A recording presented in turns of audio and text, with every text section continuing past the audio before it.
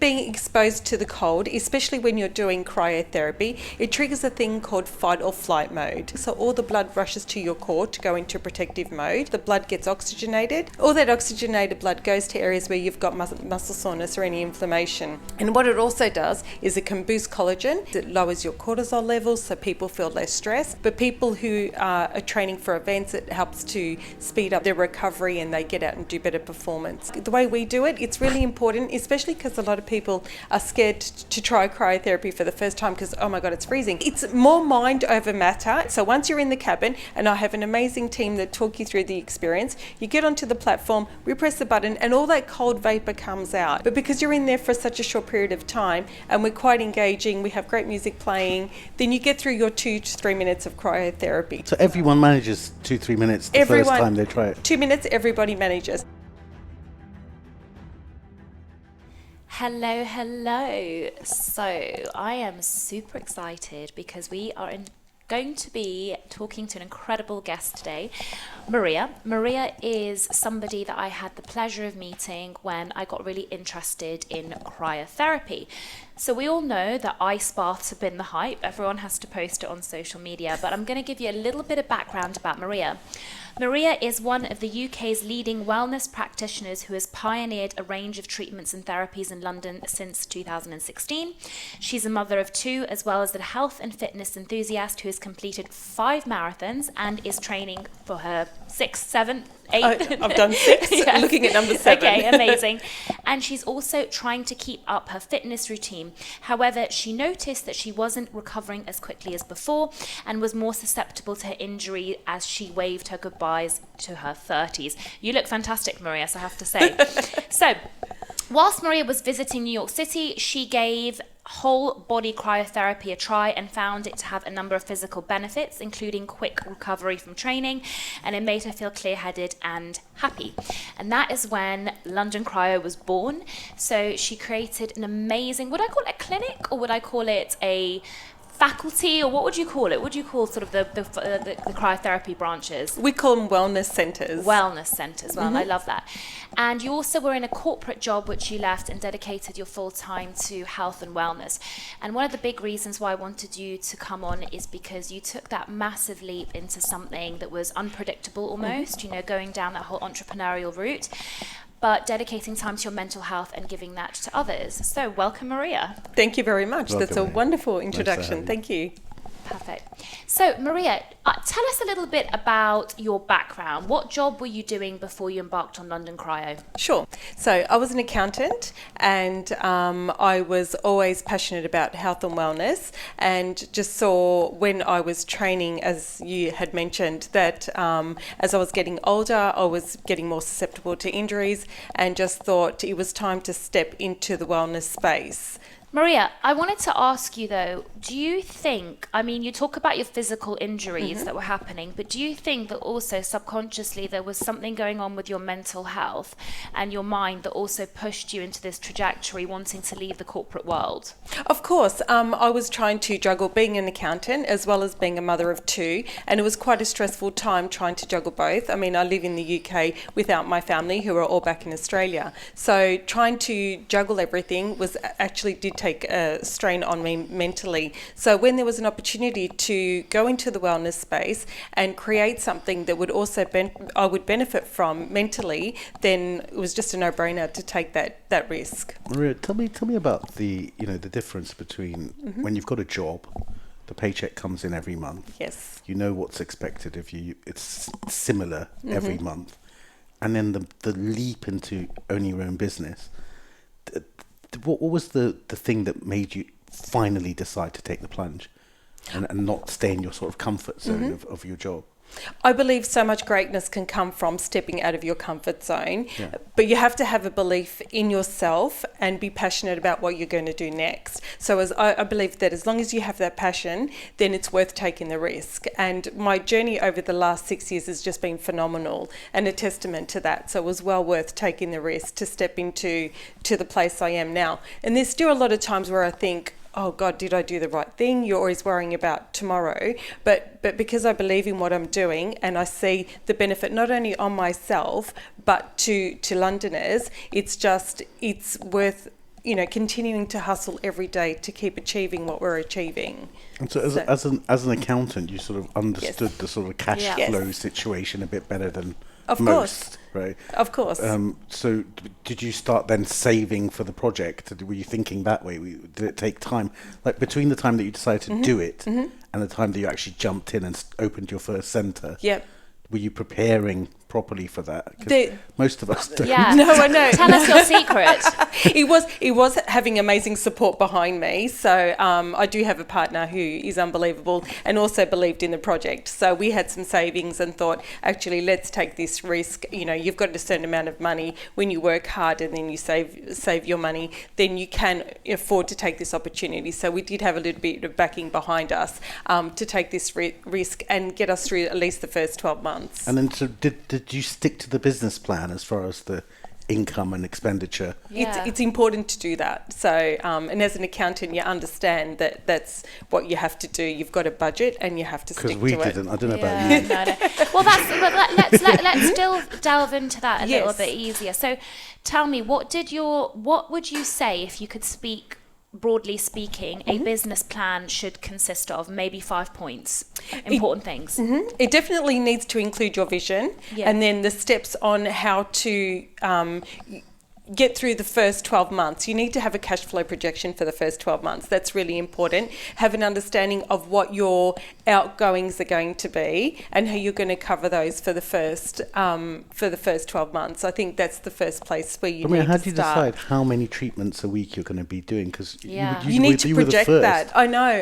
So you had no idea. Was it going to be 5 treatments a day or 1 treatment a day? Are you ultra pessimistic at that point? We were a little bit optimistic, to be honest, and we thought, especially when you're pricing your first session of cryo at £90 a session, and you're thinking, okay, I need to at least have like 200-300 people coming in the first month. Mind you, we didn't have that in the first month. It was a lot of like days of having no one come in because we were still trying to establish the brand and as well the awareness of the treatment of cryotherapy because it was still unknown in the UK market. And I think we've made amazing inroads in the last 6 years. But we were a bit optimistic with our projections and thought, okay, we're going to charge £90 a session. We're going to have X amount of people coming in, so we'll be okay to get us through. It didn't work out that way, so it's like you have the savings and the plan to get you through that period. And how about from the sort of awareness marketing perspective? Because as the first, what did you do? Did you start spending on marketing? Was it social media? Did you get famous influencers or whatever? Yeah, how did you do it? So I'm a big fan of Instagram. So we did have a bit of a social media plan. I come from accounting, not from marketing, so I didn't understand how important marketing was. Didn't put much into the website and stuff, so didn't understand. It's improved since then because you understand so much was missing in order for people to understand what we were doing. They were landing on a page, for example, with a picture of London at first, and it's like, actually, that doesn't tell people what we're doing about cryotherapy. So obviously you learn as you go. But at the beginning of the journey, it was a lot of trying to get into corporates to try and promote our services and get to educate people about cryotherapy and who we can help and our vision as well. So there was a lot of roadshows at the beginning of our journey, and then from that we also had a few influencers, not many, but the people that we did have were enough to help us start creating a social media presence. Did you go after them or did they happen to come to you? Can I be totally honest? I sat in my hairdresser's chair the day before we opened and I thought, how's anyone even going to know I opened up this business? Yeah. I didn't understand all the marketing that should have been done prior to opening. Yeah. And he said, I'm going to give you my 5 contacts. You contact them and say, I've sent you. Get them in and then they'll post and you post. And that's how that journey started. Wow. And then I think because I might have had the right few people. They all didn't say yes, only a few did. But then because it was starting to become a bit active on our social media page, and what we were doing was niche in the UK market, it was getting into the right feeds of the right people. So then, we were lucky enough that people were contacting us saying, hey, could we come in? Could we use the services? Can we collaborate? And that's what started that journey. And even with regards to magazines and other publications, they were saying, hey, you know, you're doing something that no one else is doing. Can we come in and do a feature? So I was very lucky with that respect. And did you hire a PR company? No. So, you know, it's really interesting. She had Waz. Waz was one of her originals. Exactly. Waz, that's how I actually met Yes. Maria. We had Waz, we interviewed Waz as well. Yep. But also it's about the kind of like fitness space. Yeah. But it's really interesting, the question of, look, what would have happened if Maria didn't have that conversation with that hairdresser? I know. There's one aspect of it that says a successful person will always have those conversations, but You don't ask, you don't get. That's Yeah. my That's right. that's my life motto. but you're that very sort of that way driven. You're a marketing person. You know Yes. loads of people. As an I'm not. accountant, and this applies to dental practices, right? That you open a squat. We call it squat, which is a dental practice. Which I pretty much did with Chelsea Dental. You remember this? There was a practice there, but But yeah. But it was seeing wasn't one Chelsea. patient. You know, but it was It wasn't seeing- what it is now. No, but Yeah, it was seeing one patient a month, and I literally, Payman was one of the first people I called, and I said, "Do you think I should work here?" He goes, "You've lost your bloody mind. Why would you go there? There's not a single patient." I Look at you now. Yeah, but I said to him, but for me, it's less of a risk because if I Yeah. open up a squat and it doesn't work, I've spent money on squat. If I make a practice work as an associate, I don't have the overhead, so it's not really a loss, you know. Fine, it was a loss of income, but it was like you. I say it was the 3 I's for me: Instagram, Yep. influencers, and there was another Intel I. inside. No, it was Instagram, influencers, and Invisalign, the 3 I's that made me successful. That's amazing. And that's what kind of, you know, created Rhona, that that was a trajectory. dental practice. Correct. This was a brand new idea in London. Yes. Yeah, it takes me back to when we started Enlighten. Light activated teeth whitening didn't exist, and it was a brand new idea. There's some novelty in it, so you get some of those early adopter types. But I can imagine if it was myself, you know, I'm not like Rhona. I'm not out there and know loads of people. Yep. I'd sort of set up this place, probably do what you did and don't pre-market. You're sitting in this beautiful shop thinking, what now? Yeah, that's what it was. So did you leaflet drop or something? Well, of course, we've done all that now. So, you know, I had some of my team. I only had 2 of us that were working at the time. And we would go out to Liverpool Street Station and hand out the brochures and stuff. Brochures. Yeah. Do you remember the days of big brochures? I'm still a big believer in brochures, right? So I still think we need to have brochures and people still need to get out and do local marketing. I think that's really important. I still believe in leaflet drops and stuff. Because if people are not searching cryotherapy, they're not going to find me. With a new thing you have So it's all about the awareness and dropping leaflets off and being, you know, in magazines and stuff. So and like I said, I was lucky enough. I didn't need to pay for PR initially. We didn't have the budget for it, and I didn't know I needed to put that in the budget, to be honest. So I didn't need that, but because it was so niche that, you know, these people were coming to me, and then I was lucky enough to, you know, there was a big football show that was on, and they came in and they recorded and got amazing exposure through that. The Russell Howard show, he came in and did a, you know, Did they a segment. contact all these people? Yeah, they contacted you? contacted me, right? So you said you got into it. You told me before you got into it because you listened to a podcast. Correct. So I guess others had listened to podcasts as well. Yes. And so there was that. Yep. Element of There it. was, of course. It definitely inspired, you know, with cryotherapy. I need to try this. I'm training for a marathon. So, you know, going over to New York, where I did the marathon, there's thousands of cryotherapy wellness centres. So I went along and tried it, fell in love with it, understood the benefits. And so that also plays a part in, you know, having belief in what you're doing and the passion. So you can come back and then say, hey, there's an opportunity here. Let's try and create something. And here we are, almost 7 years later. Now that you've got loads of competitors, Yes. it's a slightly different thing, isn't it? Because before it was, this is where you come for cryotherapy. There Yes. isn't anyone else. Yep. Now there's many different brands. You see them. They're still not London Cryo, though. I know. So now it becomes like a differentiation story. Yes.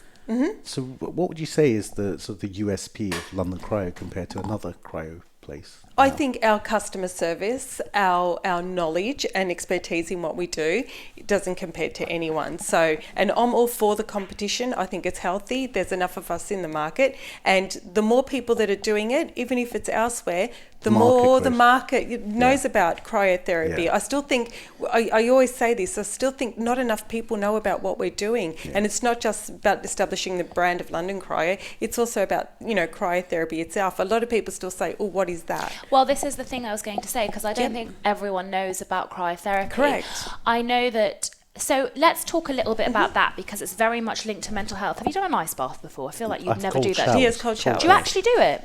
Okay, so what is the science, the thinking behind ice therapy, cold therapy, etc., and how does it improve your mental health and physical health? Okay, so with being exposed to the cold, especially when you're doing cryotherapy, it triggers a thing called fight or flight mode. Okay. So you're in the cryo cabin, you're in there for a really cold 2 to 3 minutes, and what happens is the brain sends a message to your internal organs saying, oh my God, it's freezing. So all the blood rushes to your core to go into protective mode, and so you're freezing in there for a couple of minutes. Whilst it's in there, the blood gets oxygenated, you replenish nutrients, flush out toxins, and so then when you step out of the cabin, because you think, okay, I've survived this, all that oxygenated blood goes to areas where you've got muscle soreness or any inflammation.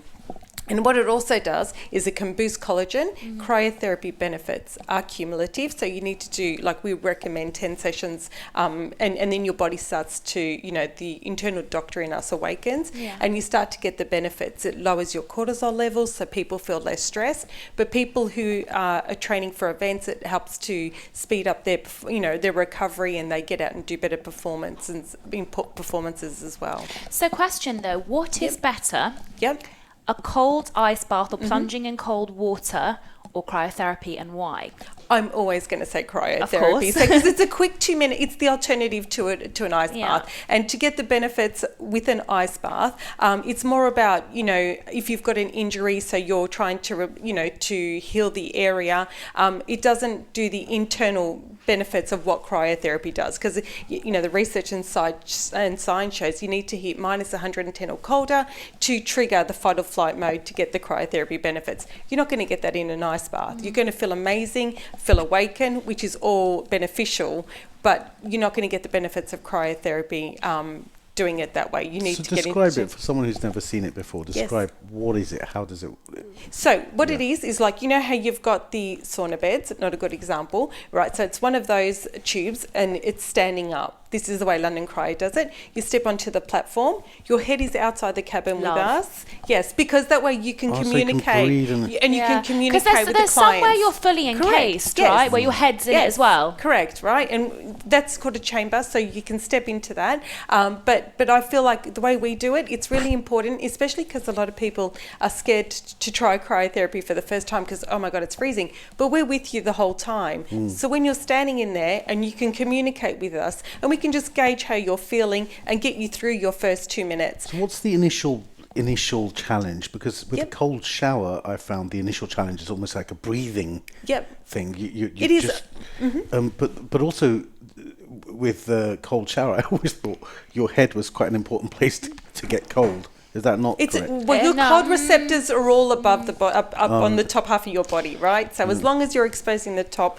part of your body, then you're going to get the benefits of the cold shower. Go through it. What happens? Someone goes in. So you go in. The ones who hate it, what is it they hate, and how soon do they come out? I think it's more mind over matter, if I'm totally honest, right? So once you're in the cabin, and I have an amazing team that talk you through the experience, you get onto the platform, we press the button, and all that cold vapor comes out. But because you're in there for such a short period of time and we're quite engaging, we have great music playing, then you get through your 2 to 3 minutes of cryotherapy. So everyone manages 2-3 minutes the first time they try it? 2 minutes, everybody manages. Really? And the door's not locked, so if anyone ever says to me, oh, this is too much, we just open the door and get you out. It's like it's not a problem, right? So, but also I think that's an important point to note. So what I found is with mental health, because this is something that I practice frequently, going to London Cryo, it's kind of my little safe haven. How often do you go?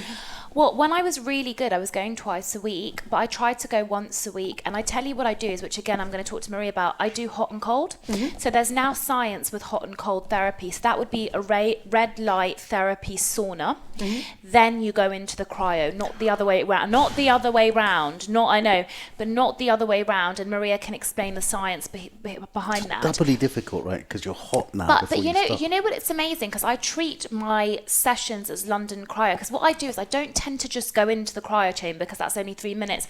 Spend like a good hour there or longer. So for example, they have the oxygen chambers as well. So I don't know, there's massive benefits to that. I don't know if you know that as well, which again we'll talk to Maria about. And I will spend time there. So it's almost like that whole self-love thing that we're talking about, dedicating time to just doing something for your mind and your body. But for me, I just think it is the whole mind over matter, because it's that whole thing. If I put myself in Resilience. discomfort on purpose, I become resilient and I feel a sense of achievement.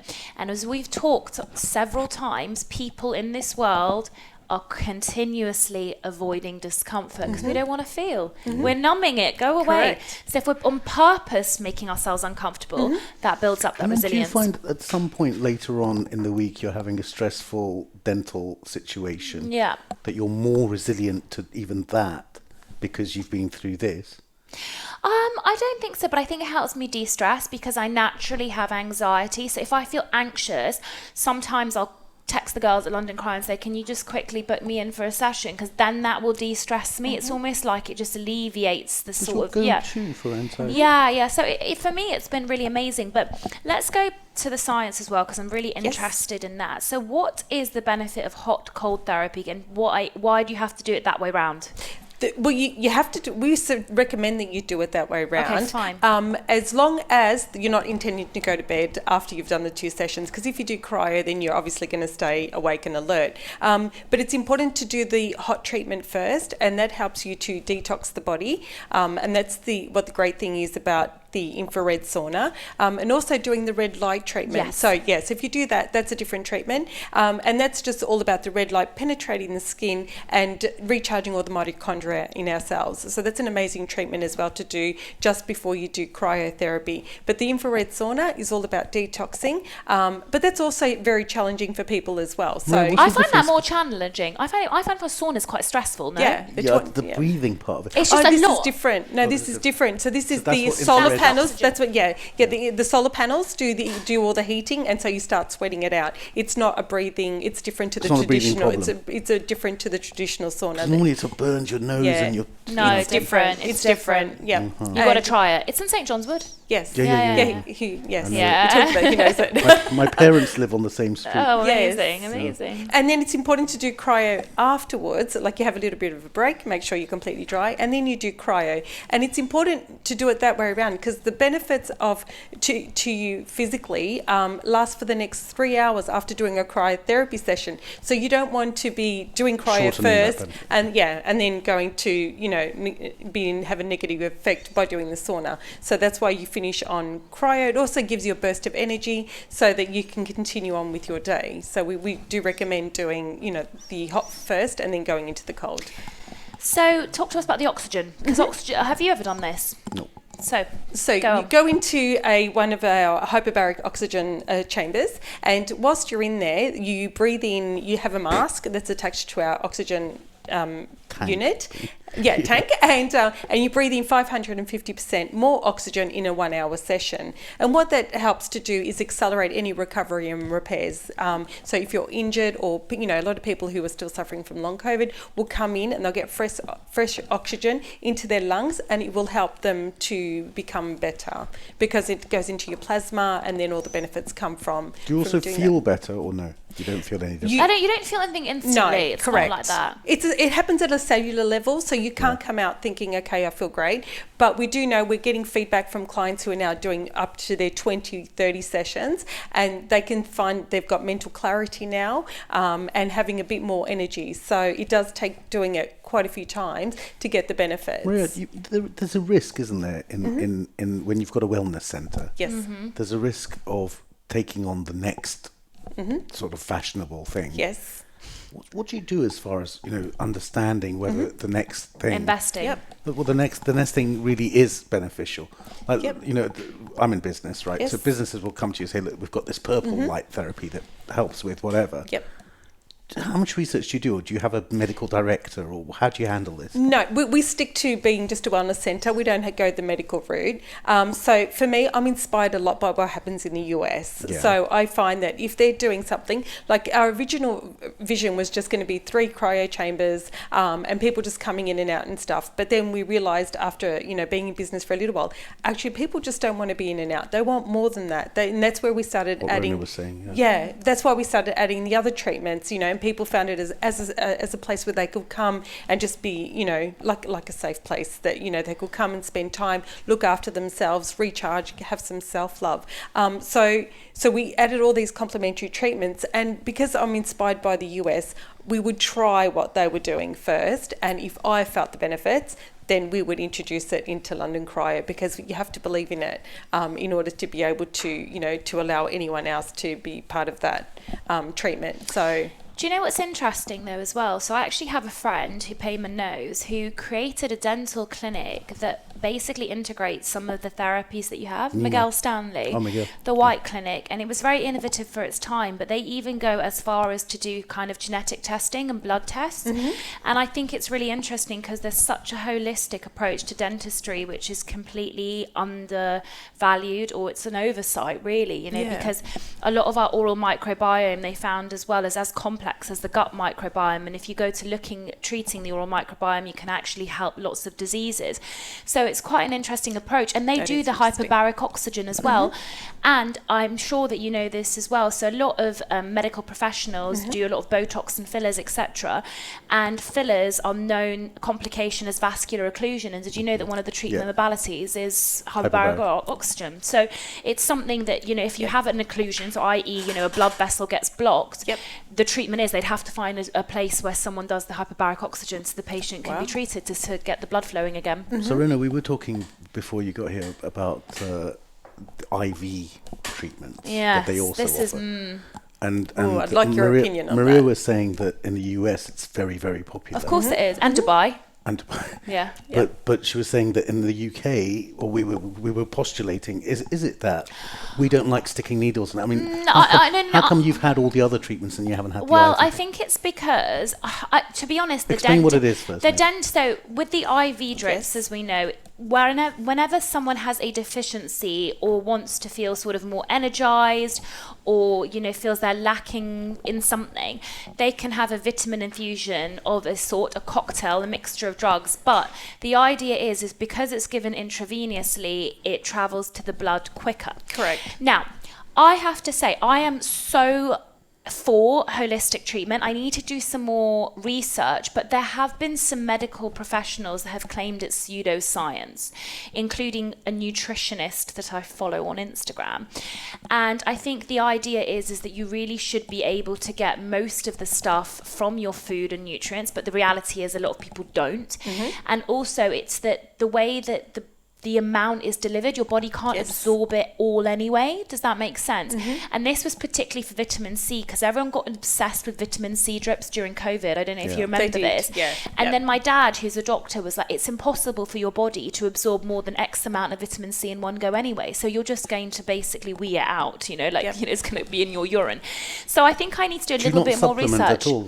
I supplement loads, but I see an endocrinologist. So my endocrinologist, I've had a lot of hormonal problems, and he's put me on a lot of supplements. He's also a functional doctor as well as being an endocrinologist, and it's amazing because a lot of my problems are being resolved now through his functional treatment, and that's through what the tests that he did, and they found a lot going on with my gut. And so it's been really interesting, and I'm like, of course there's something there, but I think that's the problem, is that we have, and this is my problem with Western and Eastern medicine as a whole, and again, this is why I think it affects mental health, because in Western medicine, and the way that me and Payman were taught as dentists, you have a problem, this is your diagnosis, and then you give medication or treatment. But so often we're treating the symptom, not the cause. Correct. And that's particularly imminent in the NHS, which is why we end up firefighting all the time. With mental health, I have depression, take antidepressants. I have anxiety, take anxiolytics. I have bipolar, take medication for bipolar. But they don't understand what's caused the diseases. And it's funny because when I speak to my father about meditation, yoga, advancements in psychedelic medicine, all these different things, my dad's a little bit, it's rubbish, you know, because he's old school, you know. But actually, if we integrate the two, the Western and the Eastern, and we can see the way the Eastern world live, I think they have a high higher level of depression and anxiety, it's because of those things that Lower they do. level. Exactly, lower level. But I think it's because as well, they integrate those things into their life, and nutrition matters. It does. Sleep matters. Of course. Doing these things like meditation matters, because that all heals us on some level. I agree. If I can just say, like, that's a really good example. What we say is, like, people will go to their GP once or twice a year, for example. They'll come in to see us for their cryotherapy sessions 3-4 times a week, right? Because they know they're getting the benefits. Correct. They know they're going to be sleeping better. They know, if they're having their IVs, they feel like they're going to be, get their nutrition that way. So there is, that's one of the big benefits we get of people that come into London Cryo, because they're going to get those benefits. Medical complaints that cryo really helps? Autoimmune diseases. Disease. Which I have, by the way. Yep. So it definitely helps with that. It helps insomniacs with their sleeping. So there are a lot of, especially arthritis is a big one that we help people with, because it comes as an analgesic. So they're feeling less pain over a period of time. So. And what about the technology, the machines? Are there better ones and worse ones? And you said your ones are the head out ones. Yeah, they are. That's right. So what are the categories of machines that you should look out for? If you go to a cryo center, how do you know you're getting it? I would say, as long as it's more about, as long as the team are qualified, and you feel like you're in a safe environment, rather than how we're doing it. I mean, that's in the industry, we have a big issue about whether people do it electric or nitrogen. I stay away from that argument. I'm a big believer in it. As long as you're doing cryo, that's all that matters. Right, so you're getting the benefits, rather than, so as long as you feel like you're in a clean, safe environment with qualified people carrying out the treatments, that's what you need to look out for more than anything else. Do you know how many cryo centres there are in the UK? There must be at least 15 now. That's nothing. That's nothing compared to the States. To the US, they before COVID they had like 5,000. I think they're down to about 3,000. But there are a few companies that are just absolutely just exploding over in the US. But I think the English culture is a little bit different, and that's why it's taking us a bit longer to catch up to anyone else. So we're very early. Still very early. Yes, we are. Yeah. Maria, I wanted to ask you as well, the reason why that you embarked on this journey, as we said, is to leave a job that was incredibly stressful, to focus on a job that integrated mental health, wellness and physical health. However, you're a business owner and you have many locations.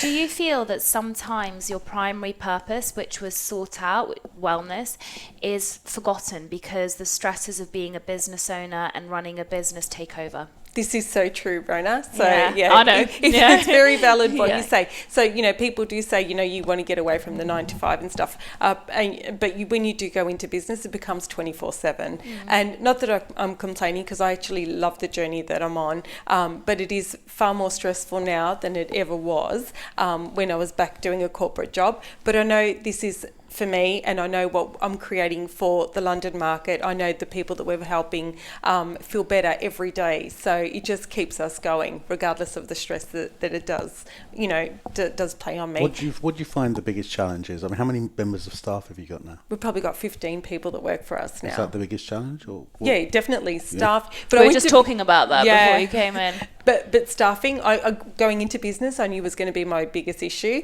And we were saying about putting things out into the universe. I feel like that's come to fruition, because staffing, I have an amazing team, but just not enough people. So I do, constantly looking for more resources. And sort of corporate structure wise, what have you got? A manager at each site? Yes, we do have a manager at each site. And how often do you go to each site? Do you see each shop every week? Do you go to every I'm very hands-on still. I haven't learned to let go. But you can't be it's early days.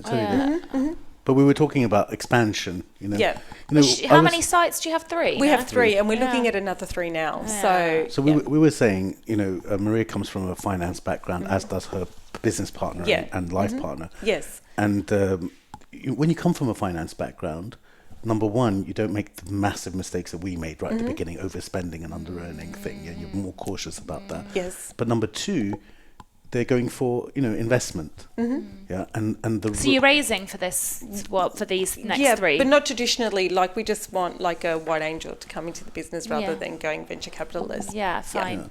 So I was saying, as a business owner myself, right, we never raised any money. We'd got an initial bank loan of 60,000. Yeah, that's what we did with, but with Parlour was the same, right? Yeah. And now for our second round. But I think this might be useful because I often get asked, what is it? How do you go about raising money? You want to start a business, whether it's even a dental practice?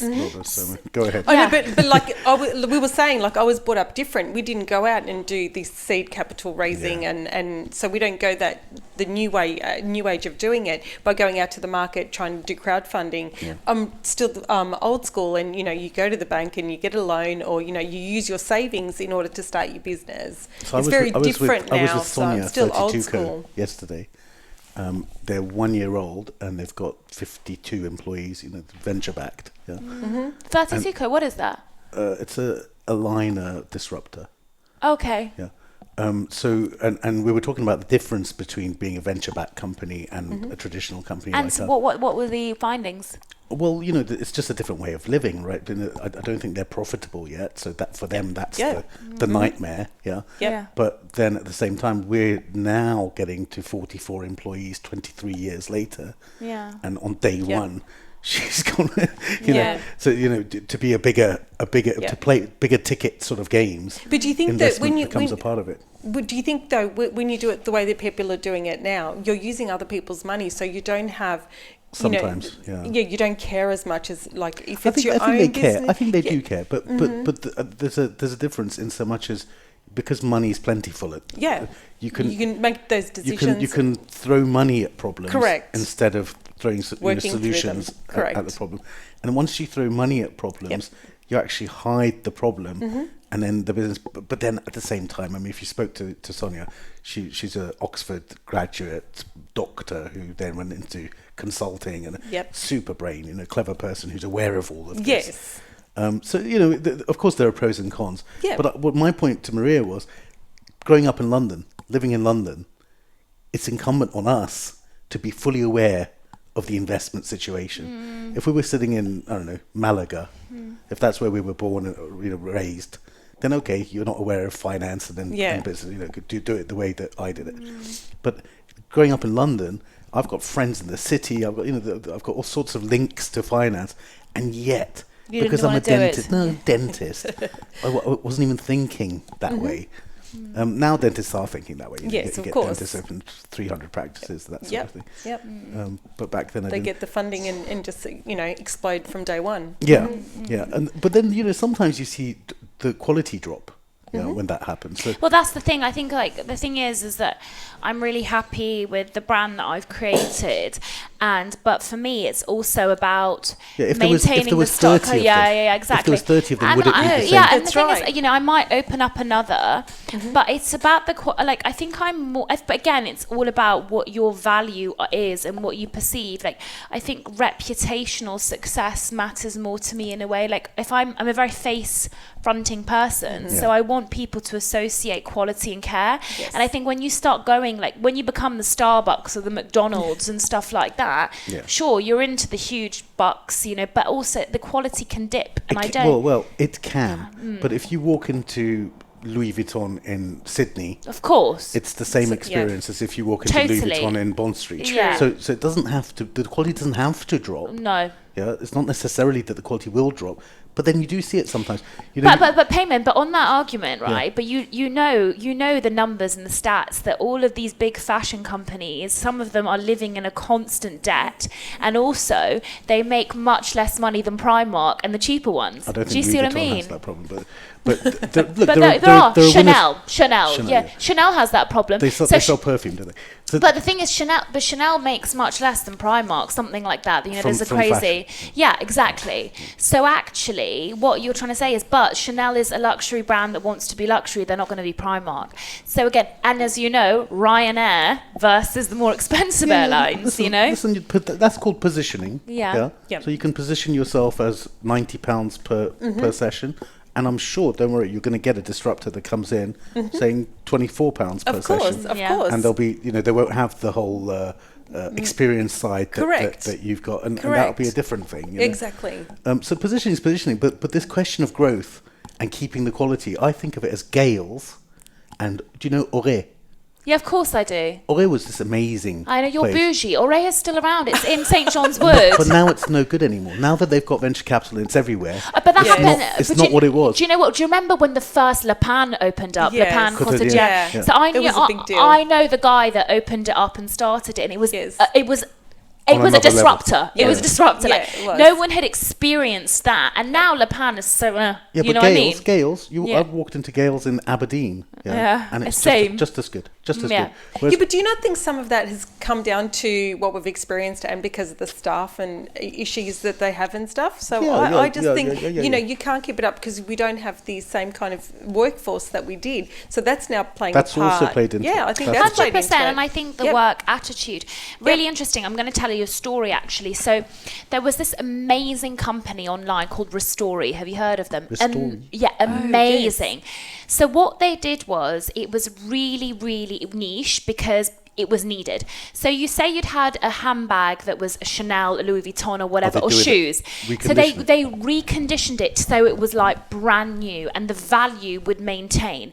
And the service was impeccable. Like you'd go online, you'd book your slot, they'd pick it up, they'd turn it around. If you ever needed to speak to them, they'd speak to their atelier if you needed things tailored. It was amazing. And it wasn't cheap at all. Like I would spend a lot of money getting a bag restored and everything. like how much? Oh, maybe like £200, you know, so that's, you know, so their margins were pretty good. Anyways, they developed an incredible online reputation and presence. So about 2 months ago, I thought, I'd heard they resized shoes. So I had my shoes and I thought they need to be a little bit bigger. So I sent them off, and 2 weeks later, they sent me a quote for it because you have to approve of the quote. And I kept clicking and it wouldn't accept the payment. And I tried to call, no one picked up. And I tried to email and no one answered. And I thought this is really weird. And I got about 10 emails saying, you have not accepted the quote, so therefore we're going to send your shoes back. And I was like, no, please don't send them back. I'm trying to click. Eventually, one of those like email companies messaged me back. What's the one, you know, when they become a big company and then they're like, you get an email. Telemarketer? Yeah, something like that. So then I said, I can't approve of the link. And then they said, oh, well, yeah, we're having a glitch in the system. And I was like, well, no one's ever emailed me from this place. Anyway, about a month passes and my shoes come back and they're not fixed. And I was like, this is bizarre. So I went on the Instagram and I said, hi guys, you returned my shoes, can't get hold of anyone. Will anyone ever reply?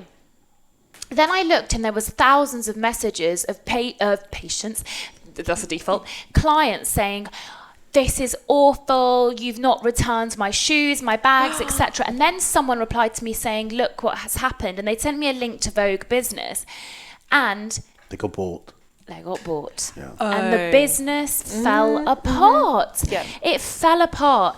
And I was just like, this is just Rhona, horrendous. Imagine if someone buys you, and then there's something about Chelsea that's special, and I'm sure there's plenty about Chelsea that isn't special, right? Bits that you could improve on.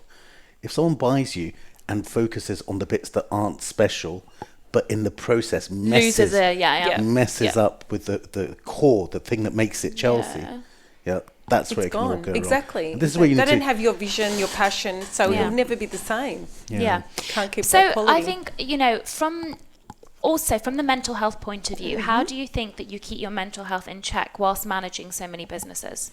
To be totally honest, I'm in doing my treatments all the time. Yeah. So I love cryo. I probably do it every day. Infrared sauna 4 or 5 times a week. I also still love to, you know, exercise. So I find that if I go for a run, after I've had that 1 hour to myself, I can take on the world. So I think it's important to find out what makes you feel good, and make sure you're including that in your daily routine so that you can stay balanced. Maria, what's the biggest mistake you've made in this business? Oh, that's a really good question. And be honest. Yeah, not having a marketing plan that I started with is probably my biggest mistake. Yep. A pre-marketing plan and all that. Yeah, pre-marketing. I think I didn't understand, like having a website, having my blogs prepared, not understanding how important all that was going into business. I just thought you've got the numbers right, you'll be okay. It's more than that. It's understanding, you know, the marketing. I think dentists make that mistake. You've got the numbers right. Yes. But when you make both mistakes, right, you make the marketing mistake and you haven't got the head for numbers. Yeah. That's when things can definitely go wrong. Can go wrong. Yeah. Maria, we discussed the difficulty of managing staff, and I think that being a business owner as well, I think that's been my biggest challenge, and I'm sure for you, Payman, as well. There's just managing personalities, understanding people. It can be. What do you think is the most important thing when it comes to managing staff and retaining staff? I think giving them a plan and, you know, direction, and letting them understand your journey and making sure they believe in that journey as well is really important in making sure that people, you're attracting the right kind of people to come and work for you. I mean, there's still politics that you have to deal with all the time, and, you know, getting people to understand that, you know, we don't all have to be friends, but we have to, you know, or like each other, but we all have to learn to work together in order for this to work. So, you know, and just I'm very hands-on still, so being available and, you know, being seen by my team, I think is really important. I found, you know, one of the big issues in dental practice, and you might have the similar issue, is career progression is quite difficult. It is, yeah. So when you hire you call them therapists. Yes. When you we call them front of house because the therapist is mainly the beauty team, but we also have front of house teams. So when you hire one of those, yes, you know, you can say to someone, this is your pay, but this is progression. Yep. Yeah, in most jobs. But in a dental practice situation, you hire a nurse or in this front of house person, you can say stuff, right? You can say you can go and train and you can become an oral health educator. And all. But the reality is there isn't much movement in career. And so the problem with it is two things. One, you can't make those promises and you can't help people. And we all know that at work, you know, progression is what keeps people going more than even pay. But the second one is that, you know, you end up attracting the kind of person who's not interested in progression, who then ends up being a time-serving employee. By the way, of course, there are people who are time-serving employees and are great employees. Yeah, because they want to do a job well and go home and help their kids or whatever. But does that resonate? There is that, of course it does, very very strongly. So, you know, and for me, having mapped out a career plan for people who do step into this space, because it was new, I didn't have anyone here doing it that I could copy. Exactly, there was no template, so I had to create that, and I'm still learning, and that's still being refined as we go now, right? So, you know, coming up with all new titles and all new positions within the company is something that's very, very much, you know, on my priority list at the moment. The fact that you're growing it, though, that kind of, I guess you can say, if you want to go from 3 to 6 to 15, you can kind of say to one of those front of house people, you can be an area manager one day. Or something, you know? And that's the one thing we do. Well, actually, being completely transparent, staff at the moment have been an absolute nightmare in terms of, we've got some amazing ones, but the sort of long-term vision, it's difficult to instill. And I think more, as you said, with the auxiliary staff, and we found as well that there's been a lot of people leaving dentistry as a profession as a whole. COVID really had an effect. Turning up is so hard. Turning up is it, but also I do think a lot of my team don't, 1 day a week they come in. Really? So you've got that difference, right? But your staff have to turn up every day. They do, that's right. And you're not paying them any more than I'm paying them. No, that's right. There's similar situation. Turning up such a nightmare that loads of people don't want to. They're finding jobs that they can do from home and not applying. And we get lots of dental teams applying for jobs here for that reason. But you know, I'll tell you one thing though, but I was thinking about this and I wondered if either one of you had ever done it. I think again in terms of, because I do think in terms of like mental health, etc., it's hard work. It's hard to understand your mind. It's also hard if you're somebody that gets frustrated, angry, etc. It's about doing that internal work and finding out why you act in those certain ways. You know, doing workshops where you have a speaker come, do you see what I mean? And really taps into that emotive side of work. It's not just about the physical side. Sonia was saying that yesterday. Exactly. And I do think, you know, I think I'm in the process of trying to source that, where people are really inspired about the long-term vision, almost like The Secret. But if everyone understands The Secret and the abundance mindset, then everyone does well. And it's hard to get everyone on that page. Part of it is you have to have the vision to close the practice during those periods. Of course. Or pay people to stay longer or work over lunch or whatever. Because, you know, being in the dental practice is hard. Whether you're the dentist or the nurse, it's hard. And then to say, okay, I've got this inspirational speaker coming in. You can have Maria come in and have a little chat. they want their lunchtimes and they want their They do, their that's home right. time. That's Yeah. right. But then Yeah. closing a dental Yeah. practice is very expensive, way more expensive than you'd imagine. Yeah. A lot. And Yeah. it's people can't believe the overheads. I mean, my dad came in yesterday. You're going to Yeah. laugh so much at this because my dad's helping me make some decisions with the refurb because it's made me Yes. really stressful. And he said to me, so Amy, my practice manager, said, like a new dental chair can be like £20,000. And my dad goes, terrible. He goes, this is dentistry. Mine, 1,500 because he's a gynecologist, And I was like, okay, Dad. Yeah. But he's always like, because it blows his mind that dentistry, like it's exponential compared Yes. to medicine, the crop prices we Yep. pay for stuff, So it's kind of crazy. But I think, it's really inspiring speaking to you because I think that at some point in my life as well, I really want to integrate wellness into the practice that I create. Maybe it's integrating it into dentistry as well in the same way that some other dentists have. And I think also the fact that you've managed to keep that delicate balance between, being a businesswoman and, having your mental health, still great is really, really important.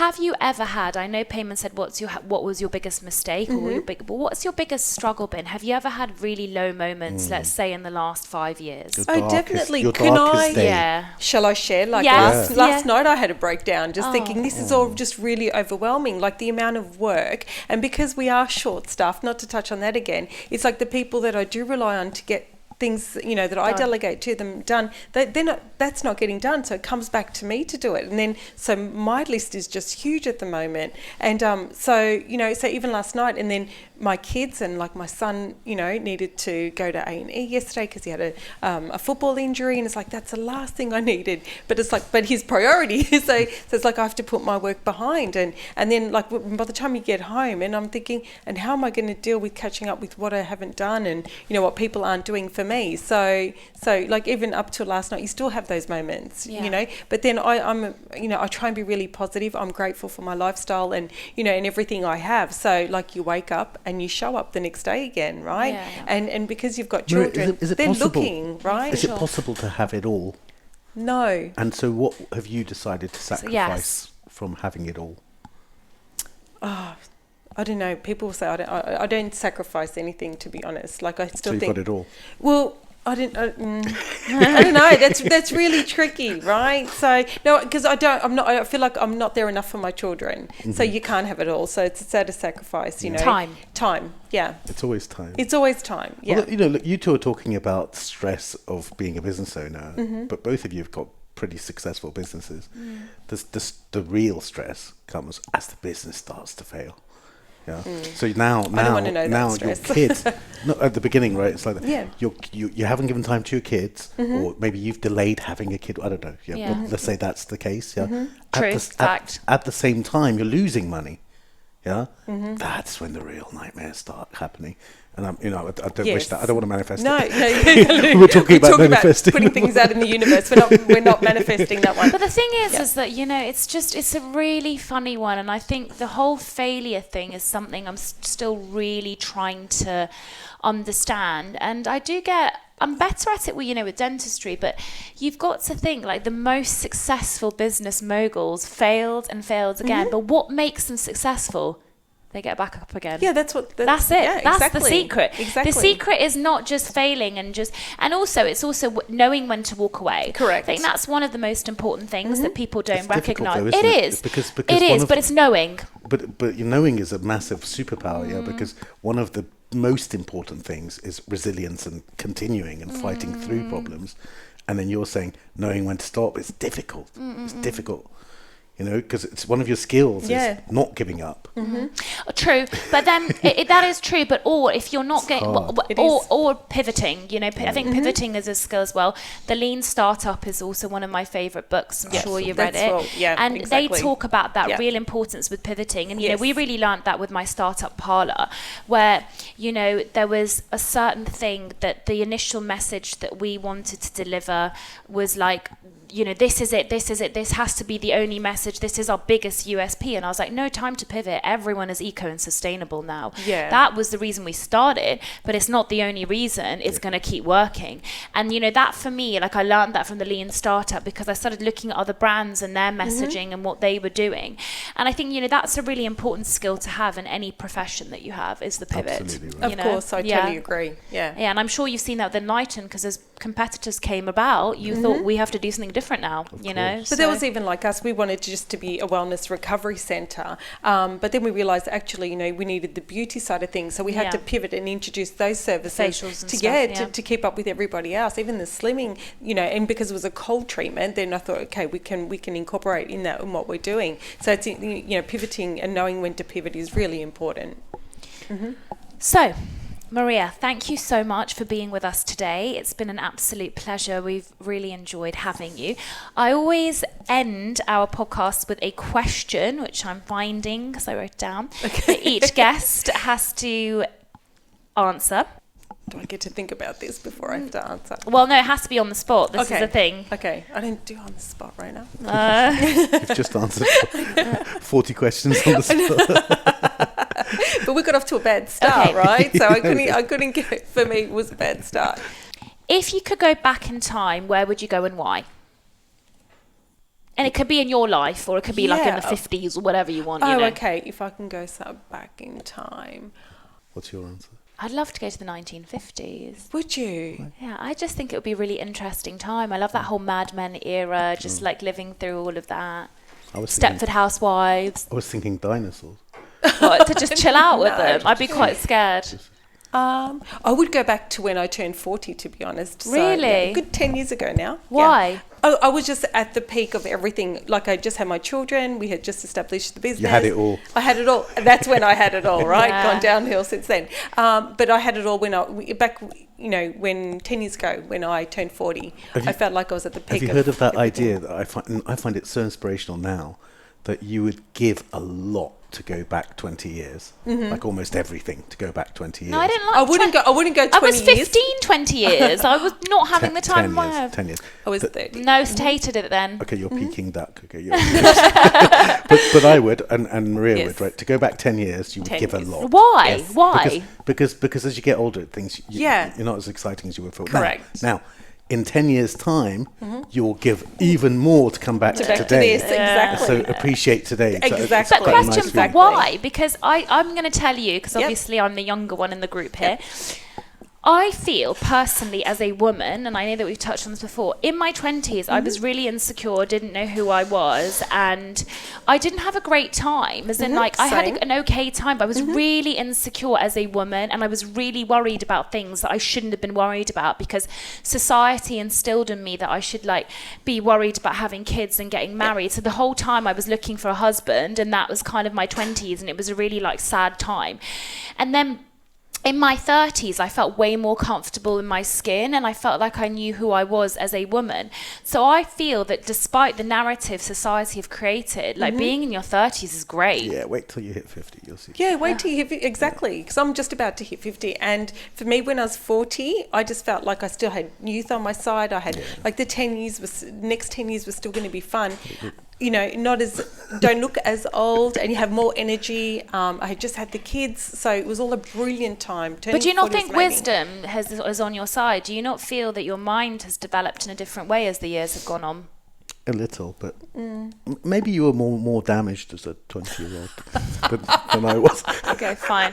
Payman's like, I still want to get on it, and like Burning Man or something like that. Yeah, but I'm the same. Burning Man's on my bucket list. For sure. Yeah, well, it's great fun. I had a great time. Actually, I just got back from Africa Burn, and I was going to say, no wonder she's happy. So but the thing that make that whole experience really beautiful, really sadly, is taking things to basics, which is so hard. As soon as you enter the desert, you don't have a phone. As soon as you enter the desert, you don't have money. So what do those two things mean? You work as a community because you have to look out for each other. It's a group effort to cook for each other, clean for each other, look after each other. You have to be present because you're just in that moment. And guess what?